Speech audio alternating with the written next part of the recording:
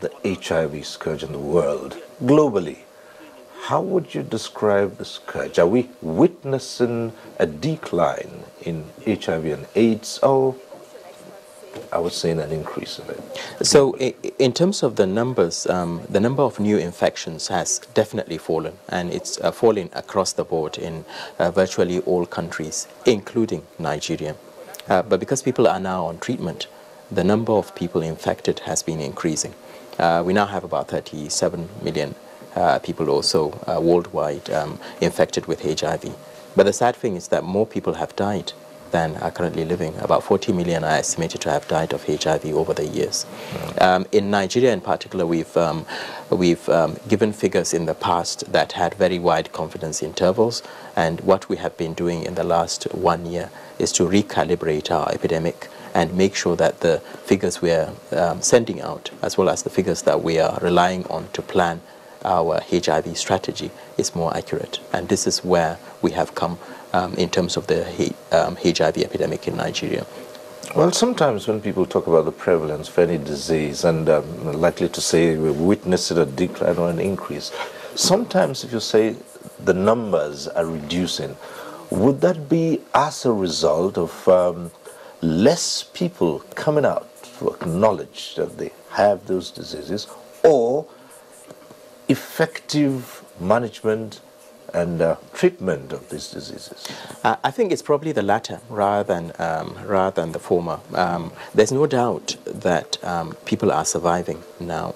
The drugs that we have available are extremely effective, and one thing we know is that if you have HIV and you're on treatment and you're virologically suppressed, which means you don't have the virus in your bloodstream, you're not going to transmit to your partner. And you're not going to, if it's a pregnant mother, the pregnant mother will not transmit to her child. So that's probably one of the biggest drivers in terms of the drop in the number of new infections. In addition to this, of course, there are new prevention measures that have come through. So for instance, people who are at very high risk of picking up HIV can actually take the same HIV drugs that are taken for treatment, and it will stop them from getting an infection, what we call pre-exposure prophylaxis. And even in the event that they do get exposed to HIV, there's the option of them taking the same drugs for 4 weeks to abort any infection. So things have moved on. Science is moving on. There's no doubt the numbers are declining in terms of new infections, and that's not because we are testing fewer. Because over the years, in the last 15 years, for instance, we've opened a lot of HIV treatment facilities across the country. A lot of money has been spent on the HIV program together with our partners. So I think what we're seeing is a true decline, and hopefully that decline will continue. Right, but let's look at it from another point of view. And first, you find that HIV, the terms HIV and AIDS are sometimes used intermittently. So can we distinguish HIV? Is it all the same as AIDS? Can you just say HIV, AIDS, or, let's distinguish? So that's a good question, Cyril, and I think it's important for people to realize the difference. Essentially, when we say HIV, it's the virus, the human immunodeficiency virus. So it's just like saying the malaria parasite. Right. Okay? AIDS is the condition that arises following infection with HIV. AIDS is acquired immunodeficiency syndrome. In other words, your immune system has deteriorated as a result of the HIV infection. The virus itself attacks a part of the immune system called the white cells, particularly the CD4, the T cells, that are responsible for protecting us. So once your immune system drops to a certain level, you are more prone to infections. That's when you develop AIDS. So the beginning is HIV infection, and then over the years, the decline in terms of the number of white cells you have dropping precipitously over a period of time will reach a stage where you are then vulnerable to infections such as tuberculosis, such as fungal meningitis, and that's defined as the AIDS stage. So all HIV treatment, the goal of HIV treatment is to stop people from reaching that stage of AIDS. Because once you reach that stage of AIDS, it's a lot more difficult to treat, and more or less for a lot of people, you've really run out of time because you don't have time for the drugs to kick in and work very well. Well, you said numbers of infections, the numbers are down, but sadly more people are dying. How do you, yes, how do you... So more people have died than currently are surviving with HIV. But over time, that's going to change because more people are now living with HIV, and they are living very productive lives. They are able to look after their families, they are able to go out and seek food, etc., simply because the drugs are so effective. So over time, what we're going to have is new infections declining and more people having HIV being alive. And therefore, the burden of HIV would increase in the country because you're going to have more people living with HIV. But the good thing is that if we continue to have an effective program, the bulk of those living with HIV will not be infectious. So they will not be transmitting the infection to the rest of the public. Now let's look at data with regards to Nigeria. What's wrong with data collected over the years in terms of infection, those who've died of AIDS, and the more vulnerable areas in the country? So what we've been having in the past is we've been having surveys that they've been done in a good way. I'm not saying that those surveys were bad surveys, but it's just that we never really invested in carrying out a really robust survey the way that we have done now. The Nigeria AIDS Indicator and Impact Survey was launched by President Buhari back in June.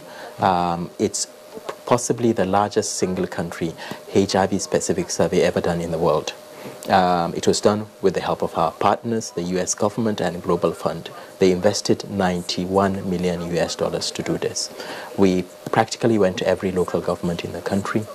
Our staff even went to areas that would be considered inaccessible. But the beauty of this particular survey is that it is so robust that the confidence interval for the results that we will get are so tight that I can tell you with certainty that the prevalence of HIV in Nigeria in a few days' time will be reliable. And to me, really, it's what we have done is we have recalibrated the HIV epidemic in Nigeria. Before, we had data that we could work on, but we knew that it wasn't the best data available because it had to be done based on the resources we had at the time, based on the technology, etc. But things have moved on. We now have a survey that was done that was methodologically sound, scientifically robust, and where we used technology right in the field because we had real-time access to the data as people were being tested.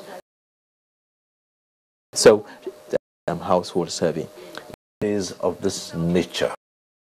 Challenges of a population is what you get if you also did a pre-run. We engage.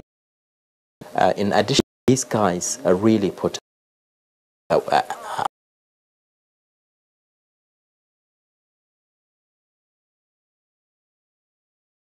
best. Service like this to approval from the CDC, engage with them. We test. Never have gone to. Well, hope that the results to the results we for resources, particularly more closely, as well as the you cannot results of this. You would need to. Nigeria has been diagnosed and put on treatment. Right. So we're not going to lift our feet off the pedal. Our partners have also given us that assurance they will not do so. But with HIV programs,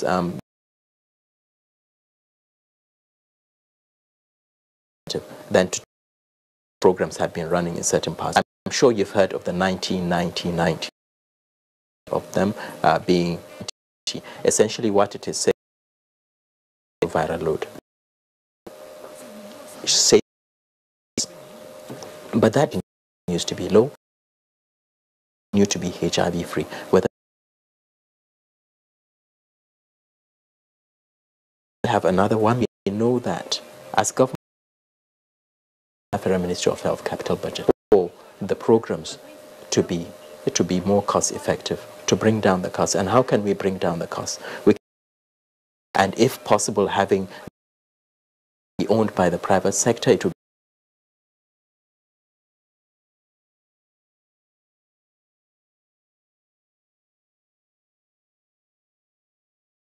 our citizens 1 million plus alive and well. Is there a buffer? Because yes, the data, the survey will bring out what you need to in terms of planning to take over treatment. Is there a buffer zone? Because I'm worried about the transition period from when you begin to take over these 1 million plus people. So far, our friends haven't said we're making a runner. Not yet, anyway. Right. So from the survey, we know that the work is only just starting. What we've done is we've recalibrated. So we're only just about to start doing the work proper. But what we intend to do is to identify additional resourcing and also to negotiate properly to make sure that our programs not only achieve wider coverage, but are also more cost efficient. I really think that in the long term, that's what will sort out the HIV issue in the country. If we can bring down the cost per unit of looking after people living with HIV, whether it's from the facility side, because at the moment a lot of our patients go to teaching hospitals, etc., facilities that are very expensive. We need to start pushing towards primary health care. We need to integrate HIV into the maternal and child health programs, because it's not acceptable for pregnant women to come to an antenatal clinic and everybody's talking about HIV, but you're not talking about all the other things, the full blood count, the malaria film, etc. So have a bundle sort of approach, and also try and get within the health facilities, the staff themselves can be trained. You don't need doctors to look after people living with HIV. There's no reason why you cannot train nurses, for instance, or other healthcare workers to deliver the treatment. And then in addition to that, also what we're trying to diversify in a way. So for instance, if you have HIV, you don't need to be going to your facility every month for a medication. You should be able to get 6 months worth of medication. You should be able to get your medications from your local chemist for free. We can deliver them rather than you going and spending a whole day at a facility. So all these things will bring down the cost. At the moment, the cost is about 50 to 60,000 naira per year per patient to keep somebody on treatment. But if we can continue to push that cost down, government should be able to take up the additional responsibility. How easy is access to this treatment for those who are already on it? Because for some time there have been issues of accessibility. Actually, access, I don't think access is a major problem, Cyril. Yes, I know there are issues with some facilities charging for hospital cards, for instance, charging for blood tests that we have already paid for, like CD4 count and HIV viral load. And we are working on those facilities, and I'm sure very soon we're going to start taking a really, really hard look at this, and we will ask facilities to explain why. But overall, if you have HIV today, and I'm not saying you should have HIV, by the way, Cyril, but if you do get HIV today, you should be able to access a facility same day or within a few days and be put on treatment. We have enough facilities to accommodate that within the country. All right, we're here with Dr. Sani Aliyu, Director General of NACA. Stay with us. Right. We're here with Dr. Sani Aliyu, Director General of the National Agency for the Control of AIDS, NACA. Dr. Lee, in the past, well, some would say a long time ago, you had in hospital facilities specific areas for infectious diseases. And I recall then that they would all be labeled isolation wards. And that led to a lot of stigmatization. I recall for people who had TB then, they were screened away from the main entrances of facilities like that. How have you been able to surmount that, given that the question of HIV and AIDS generated a lot of stigmatization? So yes, HIV/AIDS continues to elicit a lot of fear in the public, but really, HIV is not that infectious. There are a lot more infections that one is more likely to get. So for instance, tuberculosis is a lot more infectious. Hepatitis B is a lot more infectious than HIV. So what we have realized is a lot of the stigma and discrimination has to do particularly with the fear of seeing people who are very sick, people who had AIDS in the past, where they are wasted, have fungal infections, etc. And people just go, gosh, I don't want to catch this. But the public need to be aware that you're not going to catch HIV by shaking somebody's hand or by kissing him or from razor blades, etc. It's very unlikely. The virus does not survive long outside the environment. You're far more likely to get other bloodborne viral infections. Over time, what we have been doing is to try and reduce this issue of stigma by improving awareness, but also by changing the structure of our programs. So, for instance, if you go to some of our facilities, Sileja, just nearby here, for instance, the clinics, we're now starting to integrate the HIV clinics into the general medical clinics. So a doctor would see somebody with diabetes, and then the next one will be a HIV person, and then the next one will be somebody with hypertension. So that takes out the stigma. We are progressively stopping having dedicated units for HIV. So for instance, dedicated pharmacies, for instance, that is not necessary. Dedicated laboratory facilities, that's not necessary. Dedicated card registration areas, that's not necessary. And certainly for government to be able to take up the responsibility for people living with HIV, their treatment and their management, it needs to be integrated into mainstream healthcare. We cannot continue to have this division. A lot of the programs that we have, the intervention programs we call them, like HIV, are vertical structures.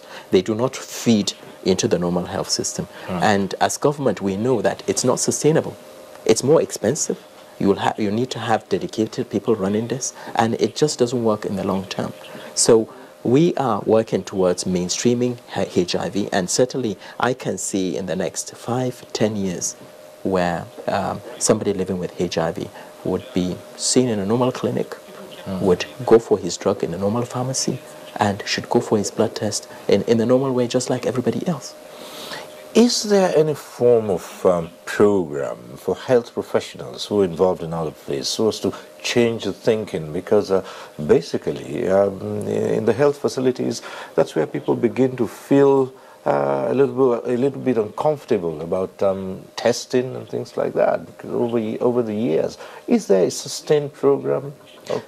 So with our partners and the Federal Ministry of Health, and particularly our partners, Global Fund and the U.S. government, we have trained a lot of healthcare workers on HIV, a lot. In fact, in my view, then there isn't a very strong need to have such dedicated counseling now, because HIV is gradually becoming part of mainstream healthcare. In my view, we should have, and we do have it in the policies, but it's all about implementation. When it comes to pregnancy, for instance, we don't need this situation where a pregnant woman will have to ask to have a HIV test. They should be offered a HIV test and have a HIV test unless they decline it. In other words, it should be an opt-out situation. Over time, we need to make sure that those that are most at risk of HIV have easy access to the facilities. So, for instance, female sex workers, for instance, need to be able to have regular HIV testing. Men who have sex with men need to have regular HIV testing. We are already looking at making it easier for HIV testing to be done. We are now having saliva tests that we are currently evaluating. We're also having blood tests that are very easy to use as self-tests. Just like we commercialized condom, if you remember, Cyril, some years back, it was difficult to get a condom. Right. If you want a condom, you have to go to a facility and you will be there all ashamed, etc., trying to get a condom. But now if you walk into any pharmacy, you can get condoms. So what we want is to commercialize HIV test kits so that we have recognized, validated test kits that are available both in the public and the private sector, so that people can go in at any point and say, I want a HIV test kit, a self-test kit, take it home, test it in the comfort of their homes, and know their status. Speaking about testing on the kits, these are test kits you talk about. How reliable are these? And seeing that if they are, how widespread do you think they've been used? And because there are still some facilities, health facilities, particularly privately owned health facilities, where HIV testing is still very expensive. So most of the certainly the self-test kits that are in the public sector are brought in for free.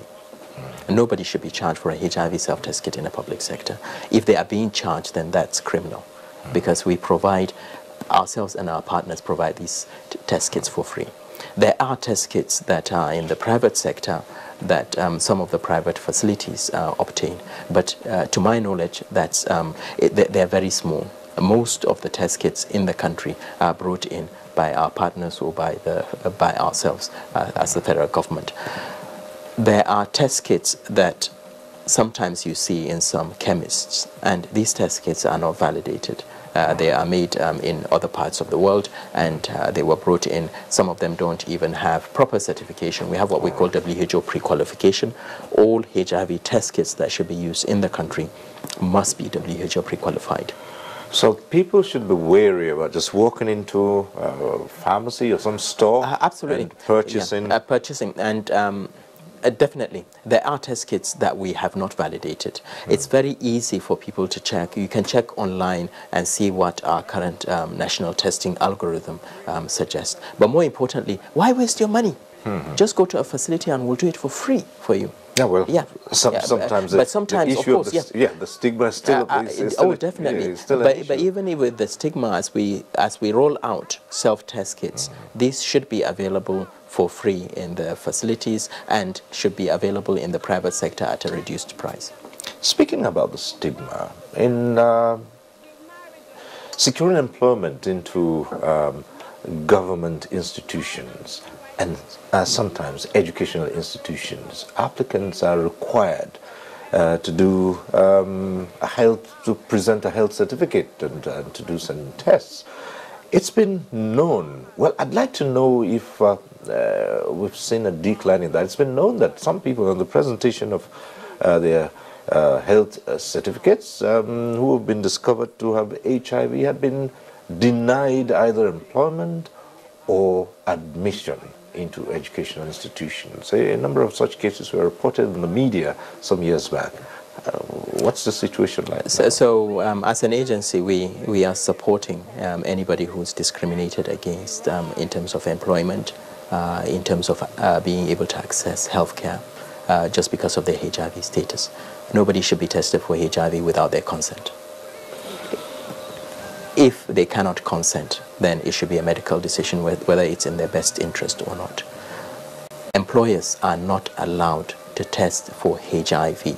It's against the law that are currently standing in for people who have taken, in fact we have a gentleman who's just won a court case and we're helping him to negotiate a settlement.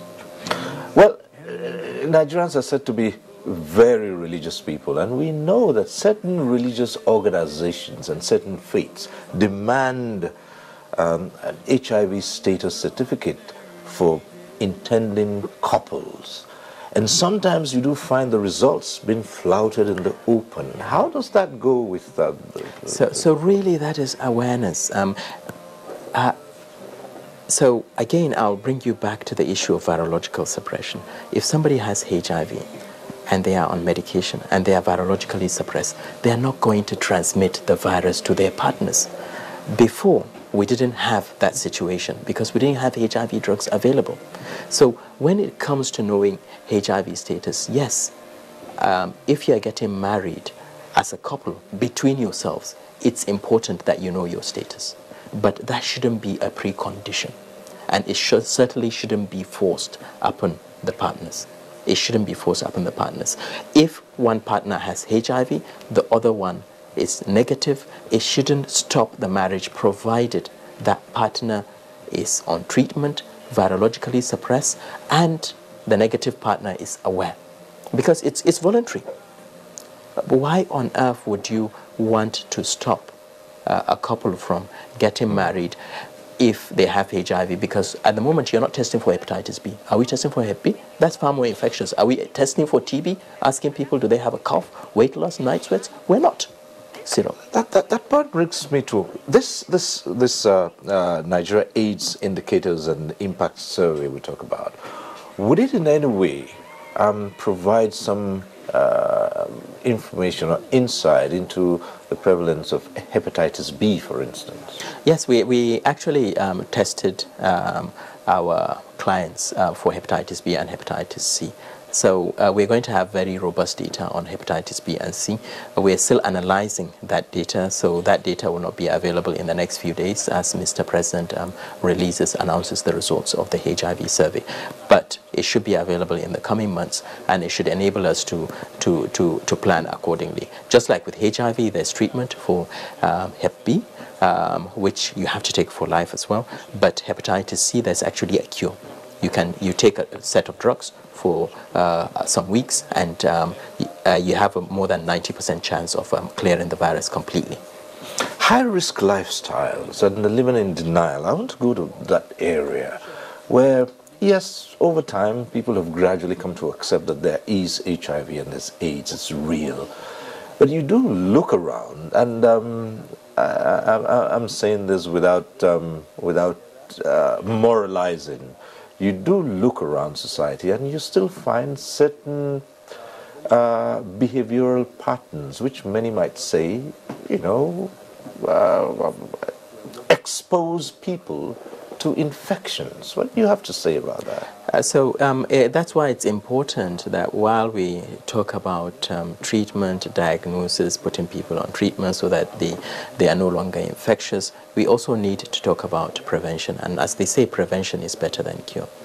Years back, you and I had a lot of exposure to information on HIV, on TV, on billboards, etc. We also saw people who were very sick, and you don't want to be that sick. So if you're told, okay, the way to survive and avoid getting into the same situation is you use protection and you're faithful to your partner, etc., a lot of people will do that.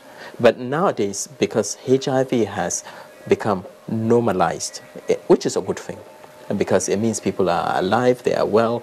If you see somebody living with HIV on the road, on treatment, you will not even know that they are on treatment.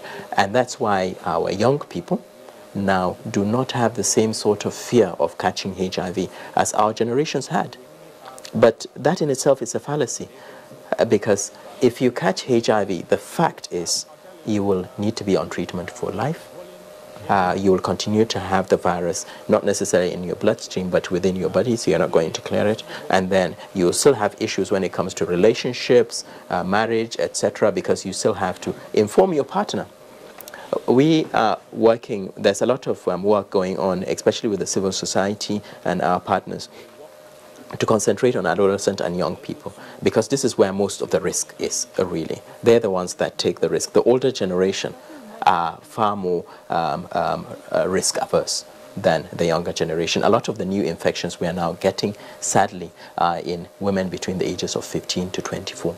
And some of them get HIV before they've even heard of HIV, and because of exposure. Now, so it's all about engagement and media strategies and enlightenment, etc. Now, a lot of attention is paid to unprotected sex as one of the major forms of infection, but there are other ways people can get infected, and it would seem that over time the awareness on those other modes have been on the decline.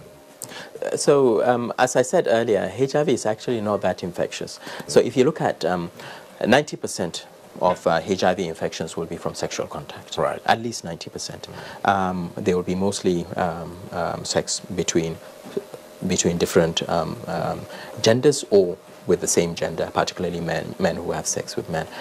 In Nigeria, that's the majority. Injection drug use in Nigeria is not that common. So injection drug use as a major driver of the HIV epidemic is less, but it's important for people to be aware of that. Sharp tools? Sharp tools. Because we engage in all kinds of practices. So blood transfusions, I will mention the key ones. Right. So the key ones really are sexual transmission, injection drug use, blood transfusions, contaminated blood, and mother to child. Right. Okay? Everything else is much lower risk. So if I have, I know if you go to your local barber, you would, they sterilize the instruments, they use fire, etc. that should kill any form of HIV, no matter how robust. In fact, with sharp instruments, etc., you're more likely to get hepatitis B.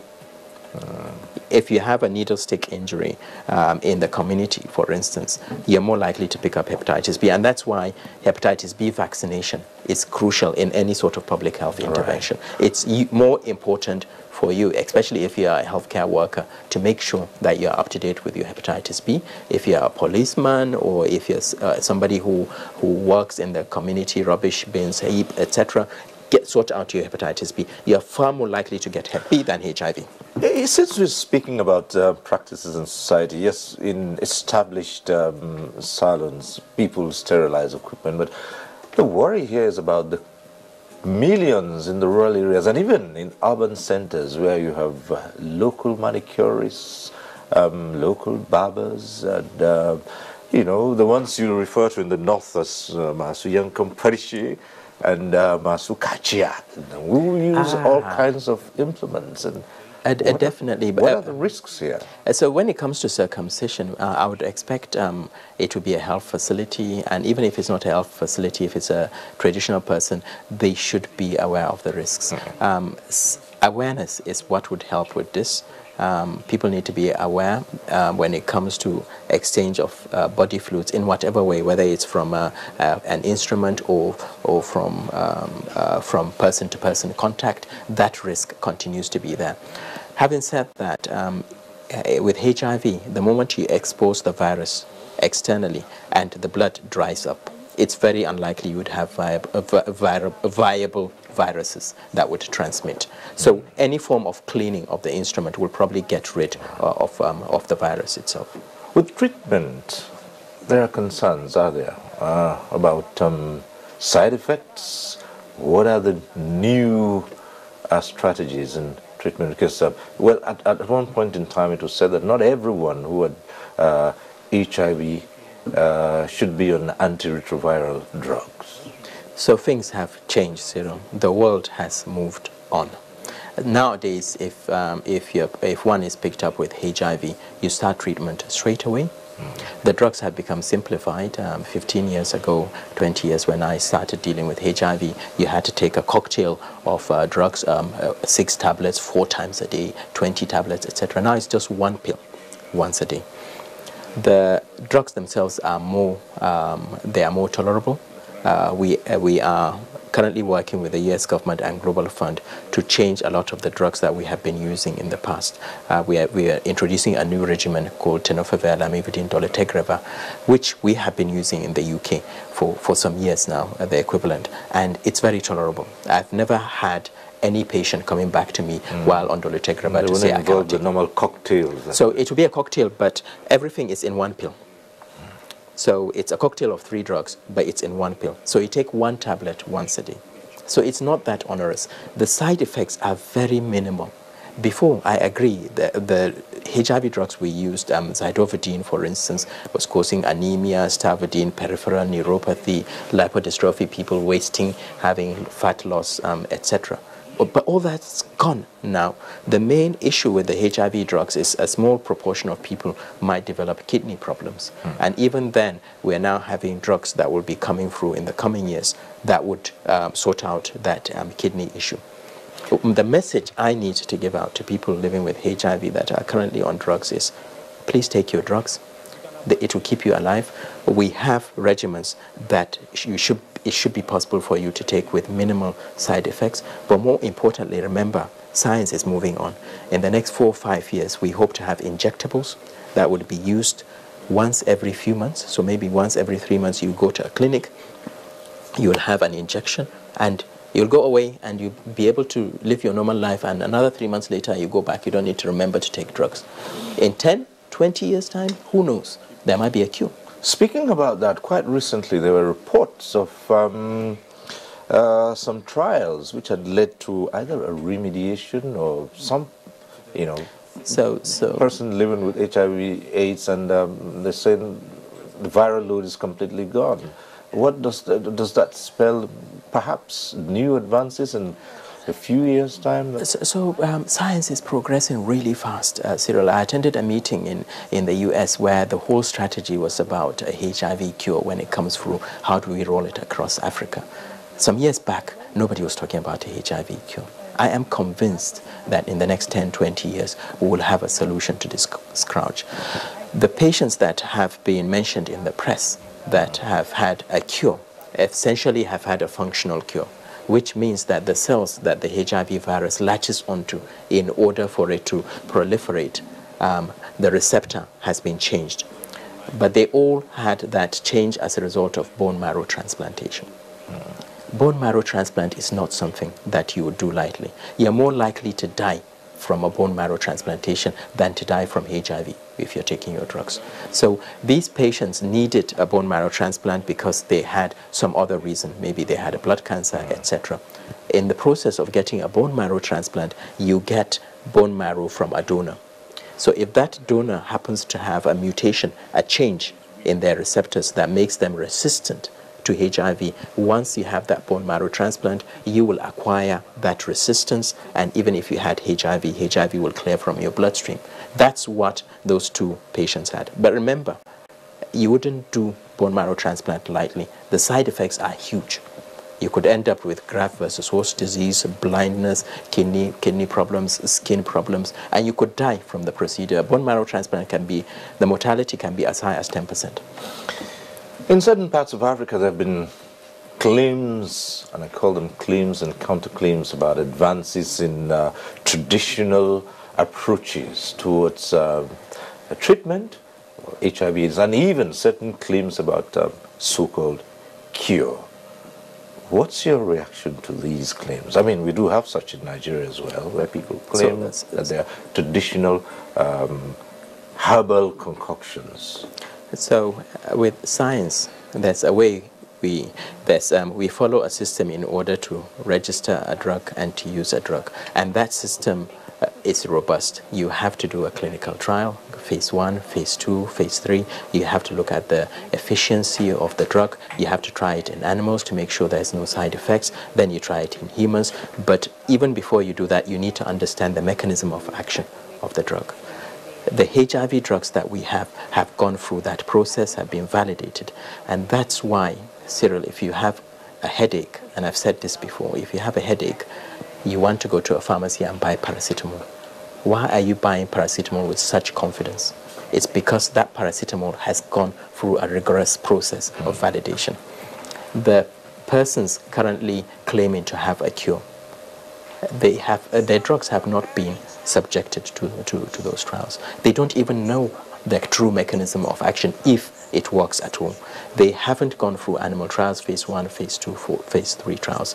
And medicine is all science. It's all about science, really. I'm not saying that I'm completely dismissing them, but what I'm saying is, if you really feel you have a cure, go through the proper process, validate it. It should be subject to the same rigor as any other medication before it can be given to humans. Drugs that are given to humans that have not been subjected to this, you are actually breaking the law, and you could be liable to prosecution. All right. Dr. Ali, as we begin to wind down, let's put this out again for, the general public. HIV infection is not necessarily a death sentence. No, it is not a death sentence. HIV is still very much with us. It's important that people know their status, because if you know your status, you're more likely to be alive in the coming years. The drugs are very effective. They are very much available.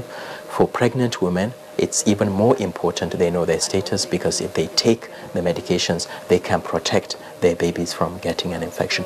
But again, I would emphasize, know your status.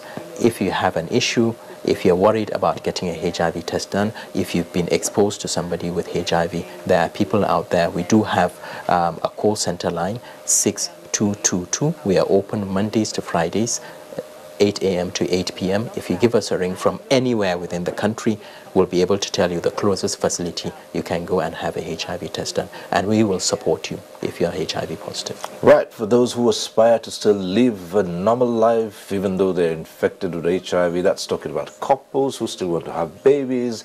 It's quite possible now for a healthy HIV-free child to be born by HIV-positive parents. Absolutely. And perhaps to put that out to the public again. Absolutely. A way of reassurances. Definitely, definitely. If you have HIV, persevere with your medications. Please continue to take your medications. Do not play around with them because you can end up with resistance. And if you end up with resistance, the alternatives are more toxic, they are more expensive, and they are less available. But at the same time, if you are pregnant, it is not the end of the world. We can stop your baby from getting HIV. Even if you are HIV and you are pregnant, there's no reason why. There are parts of the world that have eliminated mother-to-child transmission. In Nigeria, we are pulling all the brakes to make sure that we join that part of the world. Finally, on the part of NACA, as we look ahead into the future, what role do you expect NACA to do beyond this? So NACA will continue to play its coordinating role. We have a multi-sectoral responsibility, which means that we coordinate the HIV response across all the federal ministries and also across the state governments. My plea is really to the state governments. The federal government is putting resources into HIV, but remember, HIV is on the concurrent list. State governors need to help us with this.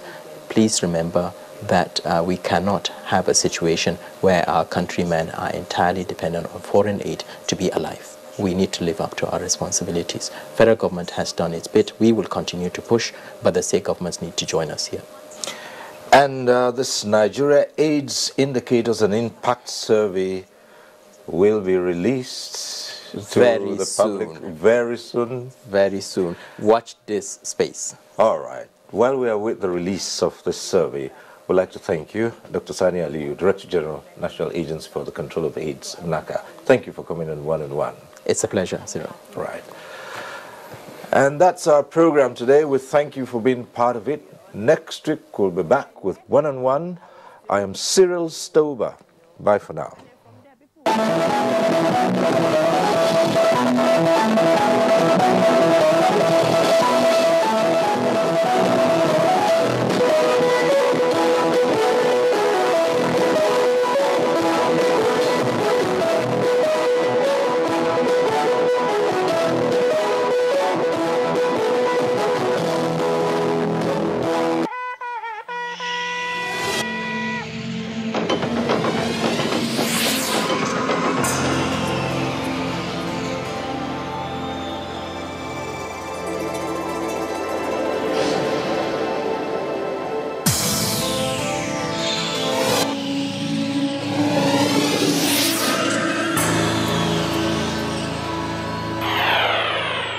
NTA, you can't beat the rich.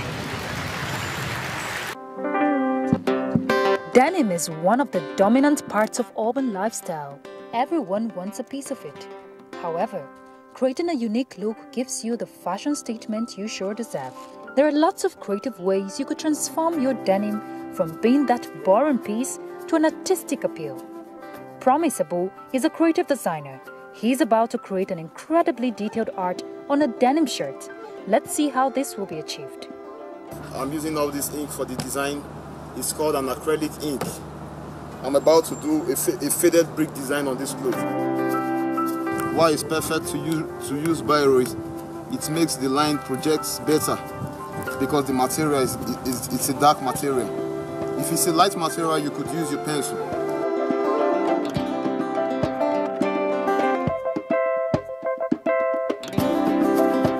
He continues to create the vertical and horizontal lines that will form the patterns of the brick design. The function of this line is to guide me when I'm painting the bricks, because I will be using a lot of colors. It's to guide me. It's a guideline.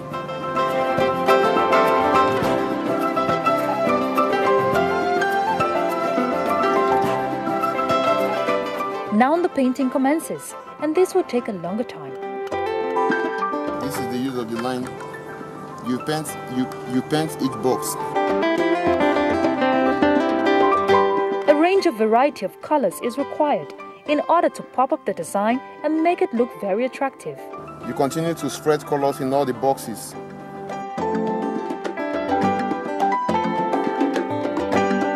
These are yellow acrylic yellow. We'll be using this to brighten the colors. Like I said earlier on, women love bright colors.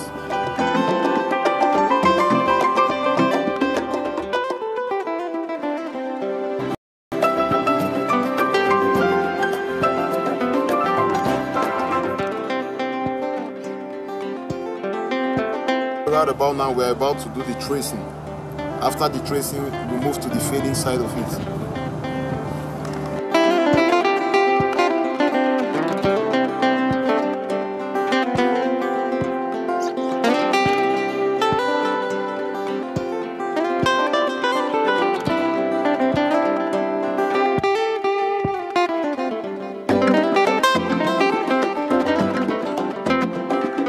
We are moving to the fading level. I will be fading all this brick right now. Okay, it's done this way. You use your brush. You use your brush to shade. It's like using your pencil to shade on the paper. You shade different edges, you shade different parts of it. You do it randomly.